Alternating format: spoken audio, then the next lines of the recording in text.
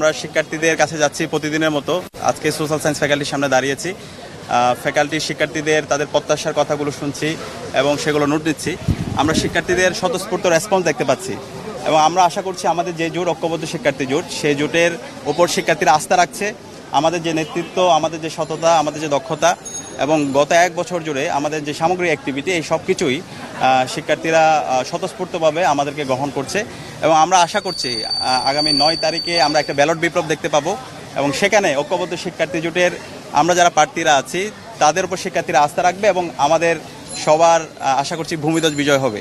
আর এর বাইরে আমরা দেখতে পাচ্ছি আমাদের এই যে রেসপন্স, শিক্ষার্থীদের আমাদের প্রতি তাদের প্রত্যাশা, আমাদের যে আকাঙ্ক্ষা, সেগুলো দেখে অনেকে ঈর্ষান্বিত হচ্ছে।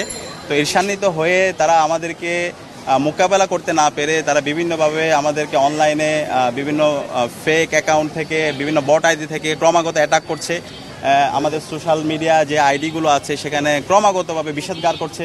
আমাদের যারা নারী প্রার্থী আছে তাদেরকে বিভিন্নভাবে সাইবার বুলিং করছে। তো আমরা ইতিমধ্যে বিশ্ববিদ্যালয় প্রশাসনকে অভিযোগ দিয়েছি, লিখিত অভিযোগ দিয়েছি। এখন পর্যন্ত যে অভিযোগগুলো দিয়েছি কোনোটার কার্যকর ব্যবস্থা গ্রহণ করা হয় নাই। এই সব মিলে আমরা শঙ্কিত। বিশ্ববিদ্যালয় প্রশাসন যদি কোনো ধরনের ব্যবস্থা নিতে না পারে, নির্বাচন কমিশন যদি ব্যবস্থা না নেয়, তাহলে সামনে যে নির্বাচন, সেই নির্বাচনে কতটুকু সুস্থতার সাথে নির্বাচন পরিচালনা করতে পারবে সেটা নিয়ে আমরা আশঙ্কা অনুভব করছি। আমরা জুলাই বিপ্লবের পরে আমাদের সবারই প্রত্যাশা ছিল এই যে দায় দিয়ে দেওয়ার রাজনীতি থেকে আমরা সরে আসবো, ট্যাগিংয়ের রাজনীতি থেকে আমরা সরে আসবো। কিন্তু এই সব কিছু যাই ঘটে, ওই শিবিরের উপর দায় দিয়ে দাও, সাদিক কায়েমের উপর দায় দিয়ে দাও, এস.এম. ফরহাদের উপর দায় দিয়ে দাও, মহিউদ্দিন খানের উপর দায় দিয়ে দাও, যাই হোক সেটা হচ্ছে দায় দিয়ে দাও। এই দায় দিয়ে দেওয়ার রাজনীতি থেকে আমাদের বেরিয়ে আসতে হবে। আমি একটু জানতে চাই ওই আইডিগুলো একটু নাম বলেন, কারা কারা করছে।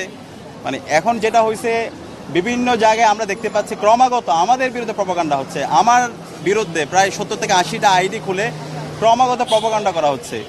তো এই যে আমার বিরুদ্ধে প্রপাগান্ডা করা হচ্ছে এবং আমাদের অন্যান্য প্রার্থীদের বিরুদ্ধে প্রপাগান্ডা করা হচ্ছে, সেটাকে তারা ভিন্ন কাতে নিয়ে যাওয়ার জন্য তার কাউন্টার এই ধরনের একটা ন্যারেটিভ তৈরি করছে। তো আমি আপনাদেরকে দায়িত্ব দিতে চাই, সাংবাদিক বৃন্দদেরকে, আপনারা একটু আইডেন্টিফাই করেন। সোশ্যাল মিডিয়ায় ঢুকলে, বর্তমানে ট্রেন্ডিংয়ে ঢুকলে দেখতে পাবেন এই ধরনের বট আইডিগুলো কারা চালাচ্ছে, কারা প্রার্থীদেরকে বিষোদ্গার করছে। তো এটা যদি আপনারা একটু আইডেন্টিফাই করেন, একটা নির্দিষ্ট গোষ্ঠীকে খুঁজে পাবেন। তো এদের বিরুদ্ধে আমাদের প্রতিরোধ জারি রাখতে হবে। আর এই যে দায় দিয়ে দেওয়া রাজনীতি থেকে বেরিয়ে এসে যারা অপরাধী, যে অপরাধ করছে, যে নারীকে শ্লীলতাহানি করছে, যে সাইবার বুলিং করছে, এরা হচ্ছে কালপ্রিট। তাদেরকে আইডেন্টিফাই করুন, আইডেন্টিফাই করে তাদেরকে বিচারের আওতায় নিয়ে আসুন। এটা হচ্ছে আমাদের দাবি। দেখেন, আমরা দেখতে পাচ্ছি জুলাই বিপ্লবের পরে প্রতিটি ক্যাম্পাসে শিক্ষার্থীদের স্বতঃস্ফূর্ত উচ্ছ্বাস দেখতে পাচ্ছি এবং জুলাই বিপ্লবের অন্যতম একটি আকাঙ্ক্ষা হচ্ছে প্রতিটি ক্যাম্পাসে ছাত্র সংসদ নির্বাচন হয়ে যাওয়া। ছাত্র সংসদ যদি নির্বাচন হয়, তাহলে আমাদের বাংলাদেশের গত 54 বছর ধরে আমরা যে সংকটগুলো তৈরি হয়েছে, যে নেতৃত্বের সংকট তৈরি হয়েছে, শিক্ষার্থীদের আকাঙ্ক্ষা যে পূরণ হয় নাই, সেটার মূল কারণ হচ্ছে এই ছাত্র সংসদ নির্বাচন না হওয়া এবং ছাত্র সংসদ নির্বাচনটা কার্যকর না থাকা। তো এখন জুলাই বিপ্লবের পরে সবার আকাঙ্ক্ষা, শিক্ষার্থীদের আকাঙ্ক্ষা হচ্ছে প্রতি ক্যাম্পাসে ছাত্র সংসদ নির্বাচন হয়ে যাওয়া। ইতিমধ্যে দেশের বড় বড় ক্যাম্পাসগুলোতে ছাত্র সংসদ নির্বাচনের তফসিল ঘোষণা হচ্ছে। সেই তফসিল ঘোষণার পরে ক্যাম্পাসগুলোকে অস্থিরতা দিকে নিয়ে যাওয়ার জন্য এখানে পরাজিত শক্তি, পাশাপাশি খুনি হাসিনার বিভিন্ন দোসররা তারা বিভিন্নভাবে মেকানিজম করছে। অনেকে বুঝে হোক না বুঝে হোক তাদের পাতানো ফাঁদে পা দিচ্ছে। এবং আমরা দেখতে পেয়েছি আমাদের চট্টগ্রাম বিশ্ববিদ্যালয়ের শিক্ষার্থীদের উপর, যারা জুলাই সহযোদ্ধা ছিল, তাদের উপর কীভাবে ন্যাক্কারজনক হামলা হয়েছে, শিক্ষকদের উপর হামলা হয়েছে।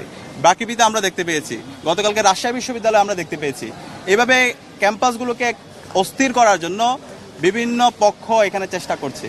তো সে জায়গা থেকে আমরা অনুরোধ করব, জুলাইয়ে আমরা যারা সহযোদ্ধা ছিলাম, ফেসিবাদ বিরোধী আমরা যারা লড়াই করেছি, আমাদেরকে এই জায়গায় কনসেনসাসে আসতে হবে। ক্যাম্পাসে স্থিতি অবস্থা, ক্যাম্পাসে একটা গণতান্ত্রিক পরিবেশ এনশিওর করার জন্য আমাদেরকে এই সমস্ত যারা বাংলাদেশে সংকট তৈরি করেছিল, বাংলাদেশে যারা শিক্ষার্থীদের উপর নির্যাতন নিপীড়নকে বৈধতা দিয়েছিল এবং পতিত ফ্যাসিস্টদের বিরুদ্ধে তাদের শাস্তি ব্যবস্থা করার ব্যাপারে আমাদেরকে ঐক্যবদ্ধভাবে আমাদেরকে একটা কনসেনসাসে আসতে হবে।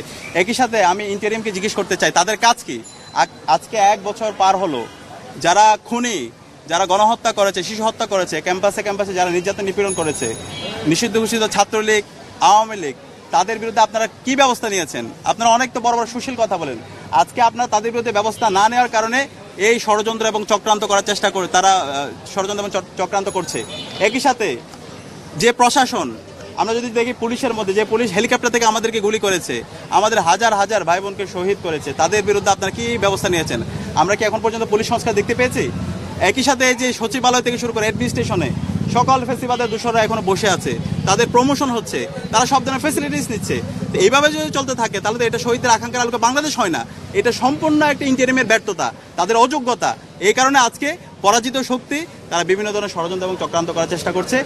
আমরা যারা এই জুলাই বিপ্লবের যারা সহযোদ্ধারা ছিলাম, অনেকে না বুঝে তাদের পাতানো ফাঁদে পা দিয়ে ফেলছি।